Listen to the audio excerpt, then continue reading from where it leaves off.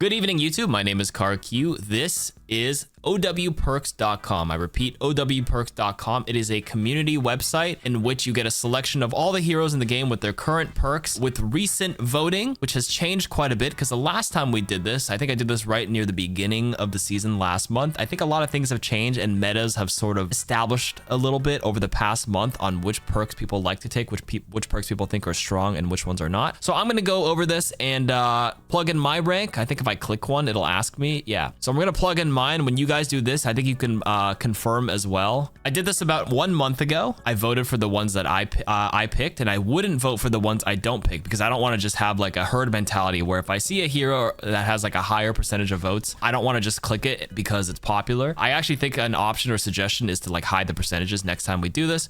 But in any case, this is a community driven voting on what perks people take. So you have a better idea when you get around and play your own games. So anyways, let's begin. I have played some D.Va this season, and by far the ones that I've also seen opponents pick is for sure extended boosters along with shield system, not precision fusion, believe it or not.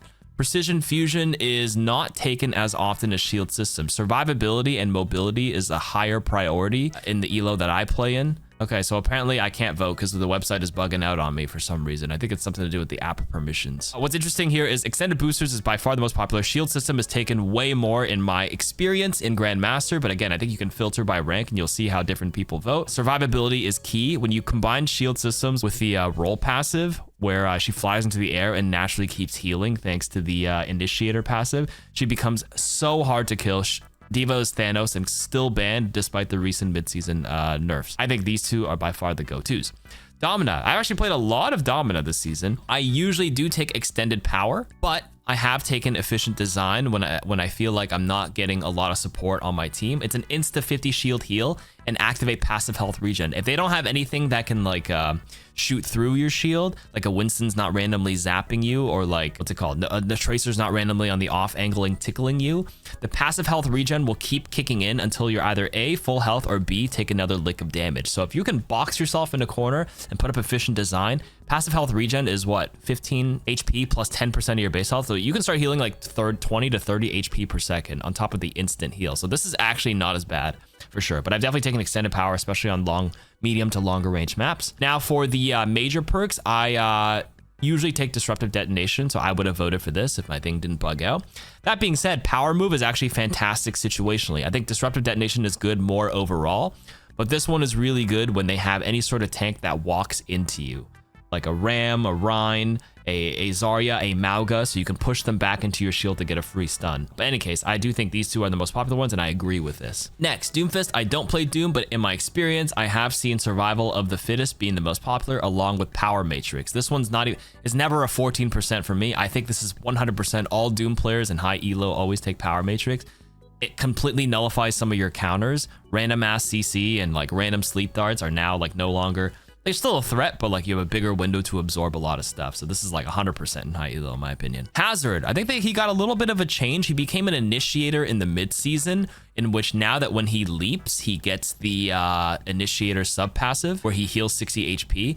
And I think for that reason, having a longer leap range gives you a little bit more leeway and more time in the air to proc that. That being said, if you really want to play a really crazy like tanky hazard where you get that heal, you could take the spike guard with lifesteal and this, and then just hold block, jump up in the air with the leap, proc the passive, and just block, for example. But all in all, most hazards don't play a defensive style like that. Hazard's biggest strength is going to, like, you know, have long leap range and assassinate people with explosive impalement. So it does seem like at least the 5 hazards I've seen since the mid-season patch, they've both taken deep leap and explosive impalements. Also, that one hazard I did see was like champ 4, so he was a really good player, and he took those two for sure. Next, Junkrat Queen. Rampant Charge is usually my go-to, but I have taken Battle Shout if I look at their comp and they literally have no CC. Now, some may argue, well, if you take this and they swap to like an Orisa or Lucio or like a Doom who can punch and boop you out of your ult, what do? I swap heroes. That's what I do. If I've already committed to Rampant Charge and they swap to a gazillion bits of CC, I just switch off Junkrat Queen. Because like it no longer like your ult is no longer safe. If you time it well, sure, but you lose a lot of like the agency of using it whenever you feel like, which kind of sucks. Now what's interesting here is Savage Satiation still wins at 74%. I actually take Willy Willy 80% of the time. I have taken Savage Satiation sometimes when I feel like I have a low healing backline on my supports. But I think Willy Willy gives you crazy kill potential. 30 extra impact damage changes a lot of the breakpoints for pulling a squishy. And I feel like Queen is tanky enough if you time your shout, because usually after a carnage, if I pull someone and I land my knife and I pull them back, sometimes I'll press the shout because I'll press a button to kind of, you know, back up a bit. Maybe they're like a Cassidy and they roll back. I'll pull them and I'll use the shout to give me the move speed to get close. And that shout kind of like overrides the lifesteal that I need for it. Willy Willy also, if you miss your knives, which you're going to chuck out way more, the recall will, it says the radius is increased by 100%, which is really nice. So it does like hit extra people, which means you do heal a little bit more and all that fun stuff. So I think it's pretty good. I like Willy Willy much more. Mauga, I have not played Mauga, but everybody I've seen usually does take Pyromaniac. You just want to survive, for sure. And then for the major perk, I think I have seen Firewalker more often, overrun igniting enemies for free. I've actually seen a lot more Maugas this season, or this mid-season patch, simply because of the large amount of Roadhogs popping up after his recent buff. In addition to that, comboing this with Anran has been pretty funny to see, I'm gonna be honest with you. So many Anran players get a free critical hit on the Fan the Flames thanks to Mauga just instantly igniting them when he just runs in and initiates, right? Orisa, yeah, mobile fortification is a big one. They don't ever take defensive protocol for the extra health per second when charging Terra Surge, because whenever you pop your Terra Surge, you already get a free fortify and you're already kind of tanky already, right? You cycle your cooldowns, press it, you're already sucking them in. They're mostly running away, so it's a little bit of a dead value there. Mobile fortification seems to be much better. What's interesting here is Charged Javelin is more popular. Every time I've seen Orisa, they almost always take Protective Barrier, which is quite interesting how it's only 36% vote weighting. Not sure if this is the case for everybody here, because Orisa is much more common in metal ranks. There's not that many Orisa players here in higher elos, but I almost always see Barrier, which is funny. Next, we have Ramattra. Definitely Void Surge is the most, wow, it's 93%, that's crazy. Nobody takes Relentless Form, because if you already get an elim, the extra second doesn't matter, because like you pretty much already win the fight. If you're still alive and you're in Nemesis form and you kill somebody, that extra second is whatever. It's always Void Surge for the neutral game where you're poking and trying to like close the gap and get onto people. The extra pressure on that form to close the gap to get a deeper shield so you can transform is a lot more powerful. For the major perk here, what's interesting is I think this is going to be turned into the Ramattra base kit pretty soon. They've alluded to that. Alec Dawson has alluded to that, the game director, that this is going to change probably next season. But for now, most people do take Vengeful Vortex. Extra damage and like being able to remotely detonate it is great, because sitting in your Vortex is a bit more situational. Sometimes I guess it could happen if you're playing a really close team, for sure. So that's why this has a lot more of a weighting. But in general, if you're not sure what to pick, this one's a safe option for sure. Reinhardt, I'm going to be honest, I think every high elo Rein I've seen always takes Crusader's Resolve right now. The fact that you put up your shield triggers 75% sooner. So right now, the passive health regen takes 6 seconds to kick in normally. If you just box yourself in with your shield up, it only takes 2 seconds for you to get 30 HP per second randomly. Pretty amazing, I would say. This is taken by almost everybody. Major perks. What's interesting here is that 60% of people voted for Ignited Fury. I think every Rein I've seen personally has been taking Shield Slam. This extra movement, you can knock enemies back and you can close the gap really quickly and just catch up to somebody to go for an extra swing. So I think everybody I've seen thus far, a couple of the champion tank Rein players I see in NA ladder always take Shield Slam. I'll just be like kiting them and they'll randomly just like catch up to me. I'm like, what the? Any minute you hit for Fire Strike gives you attack speed, but it's so hard to hit Fire Strikes when there's matrixes and people just sidestep it and predict it all the time. So Shield Slam is definitely more reliable. Roadhog. Roadhog's been the talk of the season, that's for sure. Interesting how Scrap Hook is just reloading the 2 ammo. I think this one has use cases, but Roadhog's damage just got buffed where it's like half, like he got 0.5 damage on each pellet and he has so many pellets that it's just so good. Guaranteed that every time you chain hook, you always have ammo. You're never worried about the hook opportunity presenting itself when you're in the mid reload animation. So Scrap Hook seems to be nice and juicy. So that one seems to be a big one. Invigorate now rapidly increases Roadhog's movement speed by 30%. I actually saw this usually, but I think I saw a few Roadhog players since the patch stop taking this and they just take pulled pork so they can go for cheeky hooks and still be alive long enough to get the follow-up shot. And the reason why they buffed the is a bruiser, right? Is that what it's called? The bruiser sub roll, where previously you would have to be critical health 25% or less HP, so that's really low, and then you'd get the movement speed buff. But they buffed it so the initiators have to only be under half HP to get the movement speed buff now. Or not initiator, bruisers. Less than half health. And Roadhog can get a little low pretty fast randomly, right? And that in itself will already give him the movement speed boost. So I think some of them have felt like not like dead value. Maybe the hog players, excuse me, were just experimenting with pulled pork instead of invigorate. But overall, I think both are great. I think this one's a safer option for sure, especially if you miss all your hooks. Randomly just like getting in trouble, pressing take a breather and having movement speed to get into cover is really reliable. Don't get me wrong. So maybe that guy was just experimenting. So I'm not going to say like that's the right answer. But yeah, it seems like Invigorate's still a popular one. And I agree with this. Sigma. Every Sig player I've seen personally takes hyper regeneration. It's like a big part of his kit cycling. You can always flash a shield, put it down, flash a shield, put it down, and you don't have to like wait for it to naturally regen where you just constantly poke them and get HP back on it. Some people, I don't think I've ever seen a Sigma take kinetic cycle in this elo ever, which is funny. Major perks. I think most of the Sigmas I see actually take levitation too, which is funny, even though Hyper Strike seems to be the community choice. That being said, Hyper Strike is quite useful against specific matchups. Really good against Junker Queen. Anytime she wants to go for the Carnage axe swing, you just punch her once and then she flies away and misses her Carnage and you can line up your next shot and stuff. But levitation, really useful to get onto certain parts of the on the maps. You're not just like Zen, hover, and floating. You actually like go up. So being able to take a strong position, flash up your shield and just like take charge there. Incredible stuff. Winston. I think a lot of people were taking heavy landing in the early part of the season, but it seems like this was a new perk this added in season 1. And I think a lot of people are growing onto this. This is really good. 10% move speed for each person. Crazy chase potential. You could do a really late bubble because you can like get really on top of them. Amazing stuff. I think a lot of people like this one. That being said, if you're a primal rage beast, I do think this still has some merit to like be the team fight swinger, but this is the safer option for sure. And most Winstons I see also take revitalizing barrier. Wow, look at these wrecking balls. Multi-ball, this was the big one. I think when this got announced, some ball players were like, yeah, you still take steamroller. I think being able to roll past the tanks, more reliable, more damage than just having the mines have like extra area. That being said, I've been seeing a lot more balls take multi-ball lately. I think this is a 50-50 in my experience, personal experience playing against ball. I don't play ball personally, but yeah, really good. Next major perk, I think it's 100% adaptive barrier, by the way.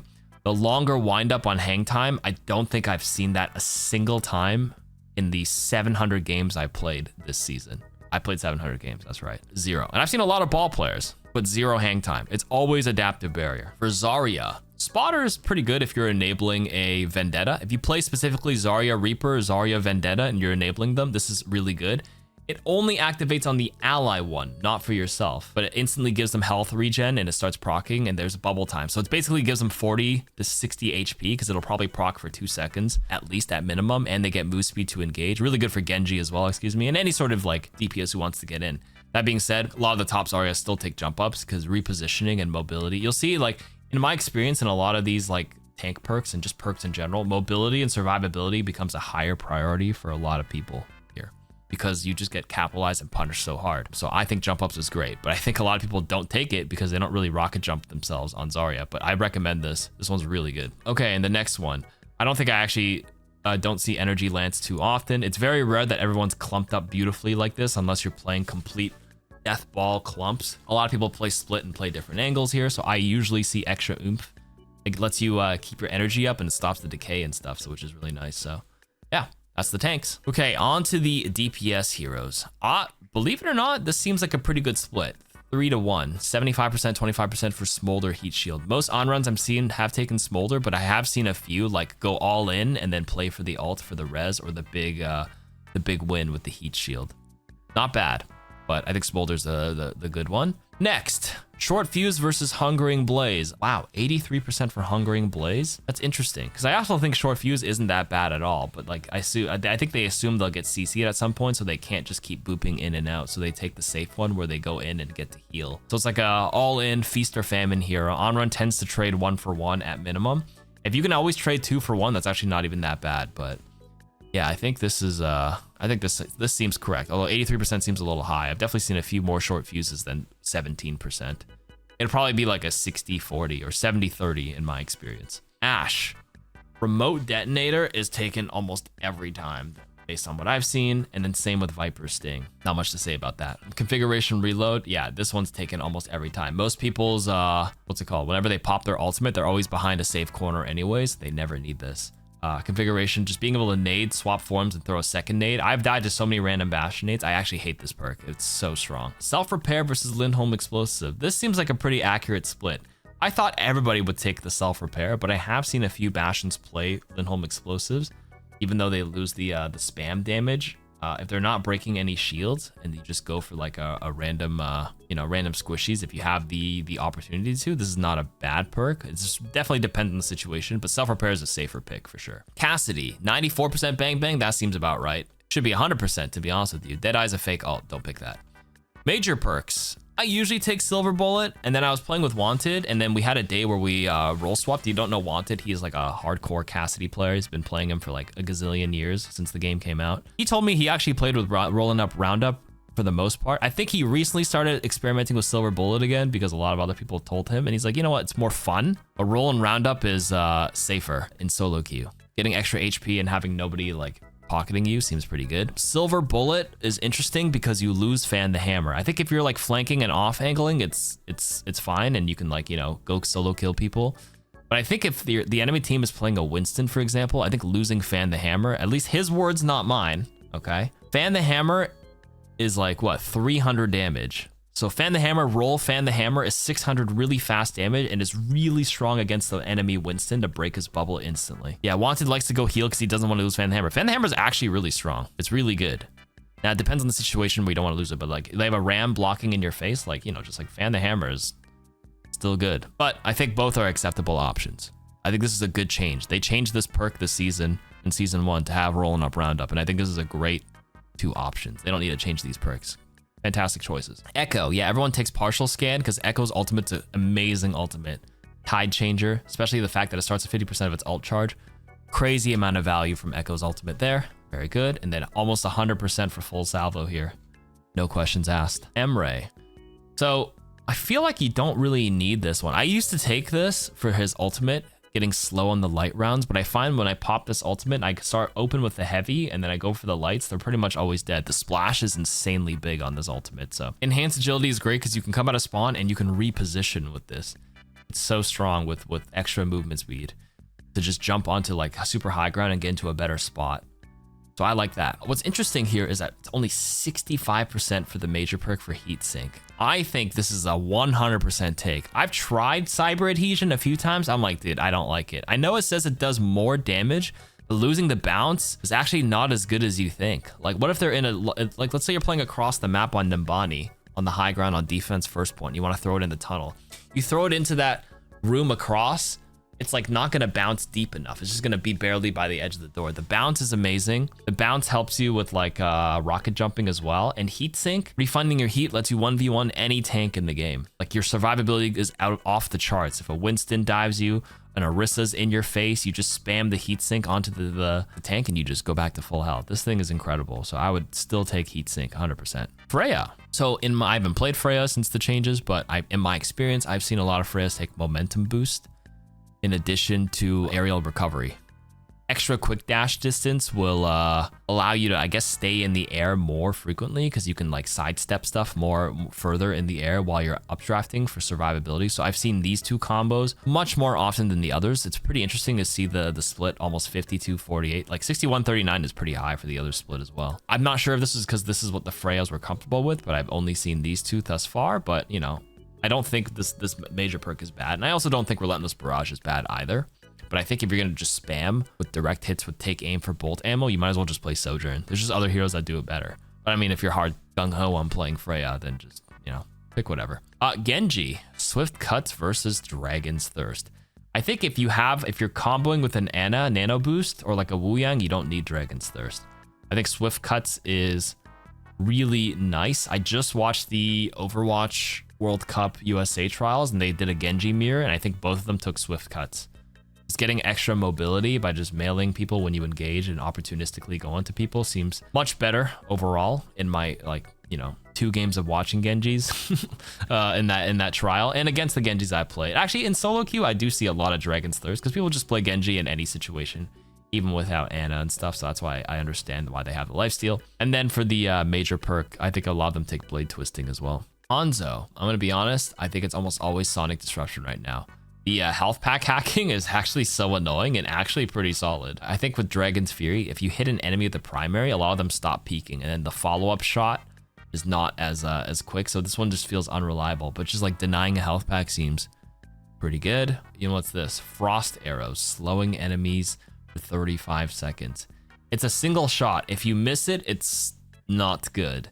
And I'm gonna be honest, I've seen a decent amount of Hanzos in my games, but I've only been hit by Frost Arrow like a handful of times. I don't actually press tab and look at their perks, but I feel like most of them have taken Scatter Arrows, to be honest with you, which is interesting how Frost Arrow has a much higher vote, but I digress. Junkrat. I would say the junks I play against usually take Nitro Boost. I know you lose 50% damage, so the 600 damage turns to 300, but if you're good with it, you can really just drive it into a squishy and kill a bunch of people. It surprises people. This might just be more of a, I wouldn't say a high elo pick because it does seem to be popular, but people do shoot the tire. At least they try to. And tires are kind of hard to hit, but I think the reliability of the speed boost getting into their face with it seems to be a bit more popular than the concussion mine stuff. But yeah, next, major perks. Having the launcher go faster, I think that's the go-to. Yeah, 91% agreed. Next, glacial propulsion almost feels like 100% pick to me. Having an extra small pillar to give you air height to get you into new positions is the much better go-to. Major perk, deep freeze, really good. I actually have seen cryostorm quite a bit too, where Mays are not afraid to just get in their face and go for the cryostorm. I think if you play into like an Orisa matchup or anybody that has an unstoppable who can like deny the freeze, you could definitely just take cryostorm. Deep freeze is good if it's like a tank that's easy to freeze, but it's really hard to get that off on a lot of tanks. They can kind of just like shield up or disappear or do some fun stuff. Like Ryan can just put up his shield. A lot of them can kite it. That being said, if you can get into their backline, it's pretty good, but this one seems to be good into small clumps of teams. I think both are acceptable. Pharah. I still see a decent amount of drift thrusters. I still see a lot of barrages where they kind of like move up and down. So this distribution seems about accurate in my experience as well. 70-30. Yeah. Helix Shield is more popular for sure. Rocket Salvo. So you can do some cheeky stuff where you can get like a extra explodey damage, but this is two shots of 40 extra. So each shot is 200 damage. But there's a way to do 40-40 for the extra, like 120 plus the 40-40, so it's 80, and then you can like pre-bank an extra 80 damage for 2 more Rocket Salvos doing some weird tech. I saw it on Reddit. I'm not sure if it got patched, but just more food for thought. Reaper for sure, Lingering Wraith, agreed. And I think it's almost always Shadow Blink. I can't remember the last time I saw dire triggers in my games. I see a lot of Reaper, but almost no dire triggers because they usually are sneaking up really close to you before they show themselves. If a Reaper randomly shoots you with dire triggers before trying to close the gap, he already gave away his position, and that's one of his biggest strengths. Sneaking around and killing backlines at the right time on a random angle is Reaper's by far much better than like playing a tank buster Reaper, especially in solo queue. So I think most of them always take Shadow Blink. It's just faster, and it also messes up timing. Like if you teleport into an Ana and she doesn't know you took this perk, the fact that this shit is faster can mess up her timing and just sneak up on her. Sojourn, wow. What's interesting here is that Deceleration Field is the community choice. Overcharged is like taken almost every time I've seen Sojourn, and I see her a lot. Crazy how it's decelerated. Like obviously if you feel like you can't hit your rails and you suck with your ult, then sure. But this feels like a low elo take. Most people don't sit in your disruptor shot very long anyways. So overcharged, game changer ultimate. Overclocked is so strong. And then dual thrusters. This goes back to the idea of high survivability being a much better priority. So a lot of people take dual thrusters, and I think it's almost 100% in my games. It's 100 and 100, and maybe 90-90 in the games I played. Okay, Soldier. I think the tactical salvo is actually really strong with his ultimate, but Soldier's ult is a little bit of a meme sometimes, unless you can get on a strong angle. Helix Rocket projectile speed doubling actually helps reliability a lot, especially if you play Soldier into a medium range map or medium to long range map. Sneaking a really fast Helix, you just have to get used to it, but like sneaking that into like a flyer is surprisingly accurate. If the Echo isn't playing too high up, you'd be surprised how easy it is to hit stuff like this with I'm a big fan of this one personally. Agility training still beating out Stim Pack. I usually take Stim Pack, but I think if it's a map where you're able to constantly reposition and take a new angle, I think agility training is actually not that bad too. I will say most players I see usually take Stim Pack, But agility training is fantastic if you sprint a lot. I think most of you guys who play Soldier should probably just take Stimpack because agility training is really good on map specific stuff. So like I'm thinking maybe like the Lijiang, not Night Market, the one where you're like outside and there's a bridge. You can go on one angle, sprint, shoot, shoot, shoot, shoot, and then make a whole loop around, reload while you go, shoot, shoot, shoot, shoot. No downtime, always being on a new angle. But I think Stimpack might be just a little bit better. Okay, Sombra. Hacks used while invisible. Successful hacks increase the duration of stealth. I don't think a lot of them like hack and then like stay stealth. I think they usually hack somebody and then they start engaging right away. So this feels kind of like dead value. I think most people should just take this for the survivability. I feel like if they want to buff Sombra, you should just let them teleport and just trigger the health passive instant. Low key, I know Sombra is really annoying and she gets banned a lot, but like Sombra is never banned in my ranks and like nobody really plays her because I think she's a little bit weak right now. Hacked health packs give them movement speed. Interesting. I think viral replication is probably better, especially if you like hack pretty deep into them. So yeah, that being said, this doesn't even look that bad. High speed bandwidth, if you play it on like control on a certain map, that a health pack is always active and really reliable for a team to use. Sure. Like I'm thinking Ilios Ruins, that health pack, mega health pack right in the dead center on like one of the sides there is like super good. And it's really good on defense too. That's right. That's a good shout. Okay, Symmetra. Yeah, photon barrier, primary fire being up 20% for the beam allows you to charge it up a little bit easier. That seems really good.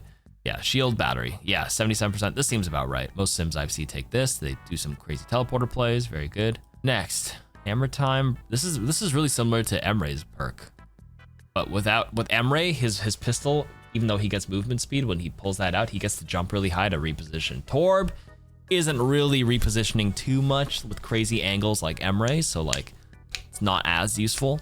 So I do think preheated is a better choice. Anchor bolts for sure, almost always more popular. Having a crazy anchor bolt bolted Torb turret angle is super funny. There's a funny game I played yesterday with a very aggressive third point Havana deep on defense. They put one right behind our spawn door and we're just not ready for it. And they just absolutely blasted my Sombra. If you were at my stream, you know what I'm talking about. That was a funny night. Kinetic reload for Tracers still being taken because melee hits grant 20 ammo. You never really have to reload because good Tracers know perfect blink distance into the melee. Control dash in theory, I think is kind of nice with extra blink distance, but I think Tracer players who have thousands of hours don't want to like mess up their muscle memory for the perfect distance for the shots into the blink melee. Like they have that shit on lock, and it might feel strange having extra blink distance. I think most of them almost always take kinetic reload right now. And then for the major perks, interesting that blink packs, health packs restore an extra blink charge. Yeah, if they expend a blink to get to a health pack, I think it is really nice to be able to get an extra blink back. I think this one is the more popular one. Because usually when Tracers recall, they're already back at... good Tracers recall before things get too dicey, so they're almost pretty much healthy as well. So the extra ammo is kind of dead. I think the old perk was always better, but once they changed it to this, they just got rid of it. I think most of them just take blink packs now. And the fact that Tracer is a flanker sub role, so the mini health pack gives her enough health to go back to full, and you get a blink right away, so it's good. So they updated Vendetta in the mid-season patch where they shuffled the perk around. So it changes like the fact that you used to have the choice between Siphoning Strike at the beginning, and then you could have picked what, Raging Storm or Relentless, but now they kind of swapped them around. So I actually think that most Vendettas I've seen take extra edge, just simply because they poke, as they know they're not allowed, they don't get away with spending all that extra time, because that's extra time locked into a horizontal axis while they're spinning, and that just means more time for the enemy to respawn. It is a little bit of extra damage, but the extra spins give enemies more time to react with something. This may not be a problem for the majority of players, so you could just probably continue pressing this. I assume that's why it's 79%, but I'm just saying, as you climb as Vendetta, if she's not banned, I think extra edge starts getting more value as you go up. For the major perk, I think almost all of them take the lifesteal. Just being able to survive, once again, is much better than, you know, snowballing like crazy with all this crazy attack speed and movement speed. So yeah, I think Siphoning Strike is a good one. You can also cancel it, but if you're just going to be canceling it, then like, you know, just don't take the perk. Take the extra poke, especially in the neutral, where you just poke an extra bit. Always have some extra energy at the end of combos and just before combos to just randomly build up your ultimate a little bit faster. Excavation Exhilaration, definitely insane with Venture. You could get your stuff like crazy. And then for the major perk, yeah, Smart Extender for the range seems good. Like dealing extra damage with Clobber is just the melee attack. Like who cares? You're not really pressing the melee that often. You usually shoot into the drill dash and like the finisher. you know, and you're already gonna re-burrow anyways and afterwards. So smart extender seems to be the 100% take. Widowmaker. Wow, scope shots, having to reload less means more uptime to continually shoot. That makes sense to me. That being said, if you go for that single grapple shot, then sure, but like a lot of widows I see just don't gamble for that shot unless it's like right at the start of the round. And they usually hover in the air long enough that they're gonna like kill them anyways. So yeah, scope efficiency seems good. And then nobody likes Seeker Mines. Everyone just takes Widow's Bite. Now, finally, on to the support heroes. I take Speed Serum almost 100% of the time. I've always said like Groggy is fine for like Doom, Ball, and like Hazard maybe. But the thing with the sleep is that like after they wake up, they're either already dead or like Doom can actually get away. He can just press an ability and he can like move and bypass the slow. He can press Meteor Strike right when he wakes up. Hazard can just wake up and block, so he's slow anyways. The only implication is Ball, where he's slow and he can't grapple and get the speed right away. But I don't think it's worth it. I just think the offensive, like just win now button with the speed serum is just so good for the move speed for like your Sojourn or one of your tanks to make use of. And the fact that you yourself get movement speed in the speed serum, I've noticed is really good. I speed serum to initiate, and I use the movement speed to get into a better spot really quickly to follow up. I like this a lot. For the major perk for Ana, I take Headhunter 9 out of 10 times. I have taken Biotic Bounce only in 6v6. I don't think I ever take it in 5v5. Potential crit damage to just randomly kill squishies, and or if you sleep a target by yourself, you don't have to call for somebody to help you out. They're already slept on the ground. You just walk up, shoot their head into a nade melee. You don't even need the nade sometimes if they're already low. But like the single headshot is 150 damage now instead of 75, and that cuts a lot of the breakpoints to just kill the squishy yourself, whoever you sleep. Baptiste, I am surprised this is 58% for the expanded field. I just did a Baptiste guide on this channel, and I think Assault Burst is just better, like 90% of the time. I thought about trying out expanded field, but like most of the lamp's value is extracted in the first 1 second you use it to stop any sort of random burst damage. Especially if your lamp placement's already pretty good, like I don't think you need the extra radius. Regen Burst has more like applicable uses. The increased tempo for the attack speed affects both your shooting and your healing. So I am a big fan of Assault Burst 90% of the time. I don't really pick expanded field. For the major perks, I usually do take automated healing, but I'm surprised it's 80%, but I guess that makes sense. It's free healing, really good to shoot just teammates and random people across the map, especially people that are hard to heal. Like you as a Baptiste trying to play with an Echo, good luck. You can't really heal the Echo or even the Tracer or Genji because they're just jumping in the air, but this can automatically shoot them. It goes really far too, and it doubles the damage through his ultimate, Ant Matrix. It now fires 80 health randomly, pew, pew, pew, 3 times. Whenever you like put up your window, it'll fire 3 times, then you put up your regen burst. It is a lot of healing. I do like this a lot. That being said, I think Rocket Boots actually is really good too. Survivability and repositioning is really key in a lot of certain matchups, and I think this one is still very solid, don't get me wrong, but I think this is a safer option for the majority of players. I'm not gonna lie, I've seen 0 Brigs in the last week. I have no skin in the game for what I think is good here, so I guess it's morale boost and inspiring strike. Okay, so this is updated here because it got recently nerfed in the mid-season patch. I think even though this perk got nerfed, I think you still take it because I think they nerfed the attack speed or something with Summer Solstice, but like it's the extra 3 seconds of flight after you pop your ultimate. You pop your ult and then you get to fly in the air and take the angle and just hover up there and just be super, super powerful and, you know, control space and then like take a new angle after your ultimate fires off. So I think this is still the go-to for me. And then the major perk, they just nerfed Sunburn, but I would still take this. I feel like the random like burst healing to heal 100 healing is nice, but that requires me to play clumped with my team. And I feel like if I'm playing Illari, I'm usually like somewhat on a side angle. I'm not necessarily always behind my tank where I'm always able to use this. But Sunburn and like getting deep in the enemies to randomly ignite them and burst them myself is like inherently more value. But anyways, I like these two. Jetpack Cat, the new perk changes. Wow. 97 to 3. 15% of the biotic projectiles healing turns into fuel. People like that. They don't like the extra transport, because this feels like you only ever use it when they pop High Noon or the visor, and like while you do that, you move so fast in the air, you don't need the extra shields. And then nobody here likes the headbutt, guys, myself included. That shit sucks when like you're trying to like zoom in on them and like you think you're gonna headbutt them, but then you like don't have enough speed. Claws out for the 1v1 potential.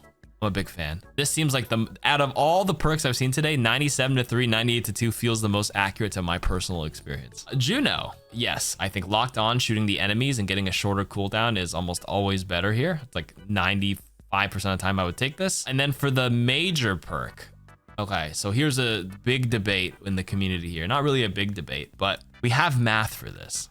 Some people were thinking like Faster Blaster intuitively feels a lot better in terms of like how fast it shoots with higher HPS and DPS. Some high elo players said it didn't really change that much, but we did the math. It is about a 30% DPS and healing increase during the time it is active if you are continually shooting the whole time. So it can be good in a pinch.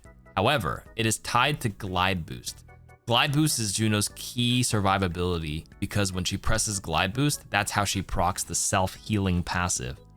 So the fact that it's tied in here, if you want to heal your team, you have to burn with the increased like benefit of this perk. You have to burn the glide boost to get that benefit. It's tied to that key ability, which sucks when you don't need to use the survivability, but you need the extra healing in that exact moment. If it obviously works out where like it's nice because you needed to use it yourself anyways and you happen to be pocketing someone, sure. But lift offs with the triple jump plus locked on allows you to take crazy good angles, reposition.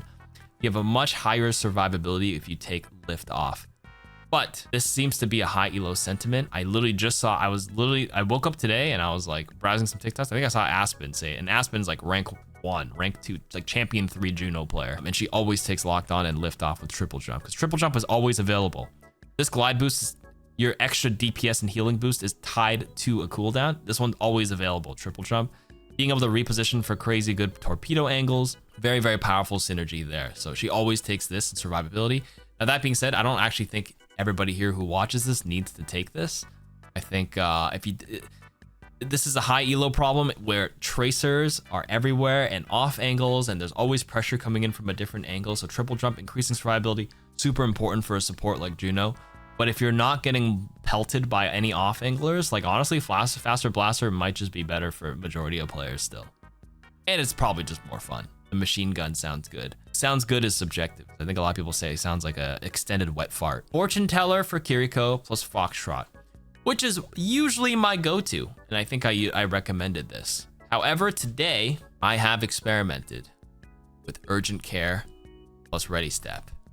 8% is crazy. I think this is better than what 8% of people think, and let me explain. The Medic sub-role got buffed this midseason, where Kiriko heals 40% of her weapons healing. So a full Ofuda is like 130 healing. Kiriko heals like 50 HP. If I'm in danger and I swift step, 40% increased attack speed makes my papers come out much faster, which can urgently actually heal the team fast, heal my teammate faster, and self-heal me faster. Movement speed is nice, of course, right? But like if they're already on an angle and they're maybe retreating, like I'm gonna TP to them, I'm gonna Suzu, which gives me a bunch of HP, and then the crazy attack speed and the fact that they're already low can really benefit me as well, especially if I'm in danger as the Kiriko player. I can TP, use the extra attack speed, and heal up a teammate, and then I'm self-healing way more. The Medic sub-role before the mid-season patch was, what, 25% self-healing from your weapon. Now it's 40%.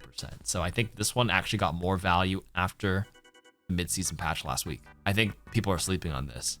I still like Foxtrot. I think Suzuing like your Mauga deep in the line so he gets extra movement speed, or Zarya or Reinhardt. 4-second movement speed is like a pseudo speed boost from somebody. 30%. It's pretty nice. They can like turn the fight with this. So it's still good, but I think people are sleeping on this. I would encourage you guys to try Ready Step now. I've kind of been growing into it, or leaning into it a little bit more. In Urgent Care, I tried this today specifically with Mauga.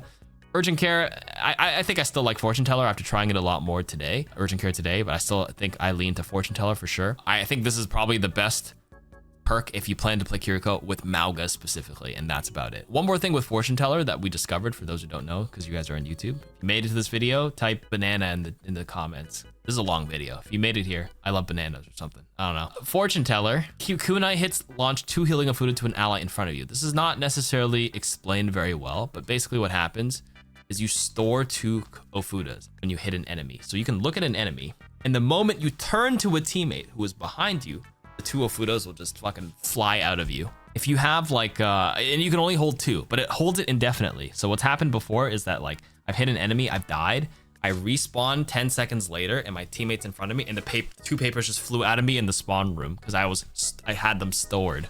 It's really interesting how this perk works. But in any case, this one seems pretty nice. And they always go to the lowest HP target. So you can have 4 teammates. When they say in front of you, it just means on your screen at any point. So like if I have 3 enemies here and I'm shooting somebody here, the 2 papers will fly to the, every time I hit an enemy with a kunai, to the lowest HP teammate, which is nice. It prioritizes them. It's good. Okay, Lifeweaver. Dashing escape good. I saw Sow the Seed today specifically, 1 Lifeweaver player today. But yeah, Super Bloom seems quite nice to shoot the enemy if you happen to play Lifeweaver. But I'm gonna be honest, guys. I think today might have been the 2nd Lifeweaver I've seen in my 700 games I played this season. Lifeweaver might be the worst support on this patch. Okay, Lucio. I think it's always left, no? I think almost everybody takes Soundwave Rider. Can't believe it's only 57%. Might be just 80% in my case. And noise violation makes sense, 80%. Mercy. Angelic Resurrection. Ooh, overhealth after casting it versus Divine Momentum. Yeah, I think most people take Divine Momentum.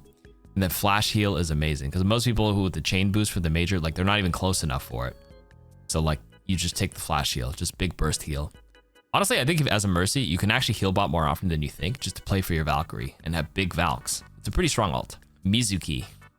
Exposed Soul is a shame that it's only 52%. Guys, I've been playing a lot of Mizuki lately. Medium-high lobbies, and I played Mizuki in some really sweaty lobbies. And I think myself and every Mizuki player here agrees that Exposed Soul is just better. The increased damage actually increases your aura generation. Because if you look at the aura generation, the aura is generated not like by a fixed amount. It just depends what you do. Your damage on an amplified person and your chain itself generates more aura. And if you're a Mizuki who is always active, like you do not need Wellspring to bring up your generation up.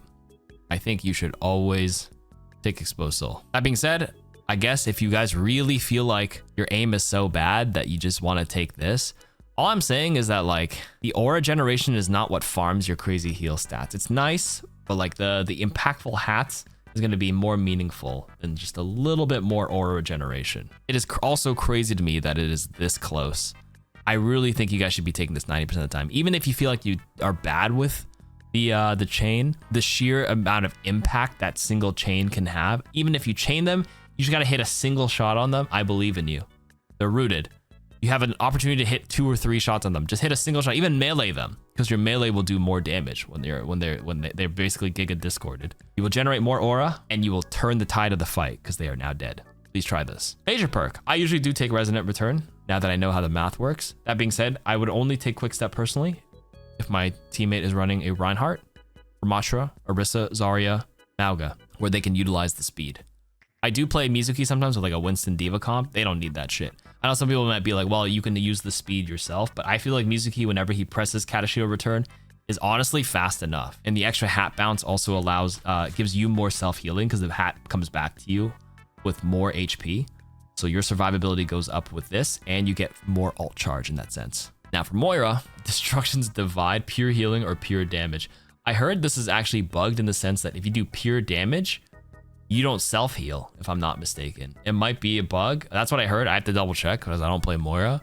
But I think every Moira player just takes this, Ethical Nourishment. And then the Reversal Biotic Orb, you don't need that. You just fire it and forget about it.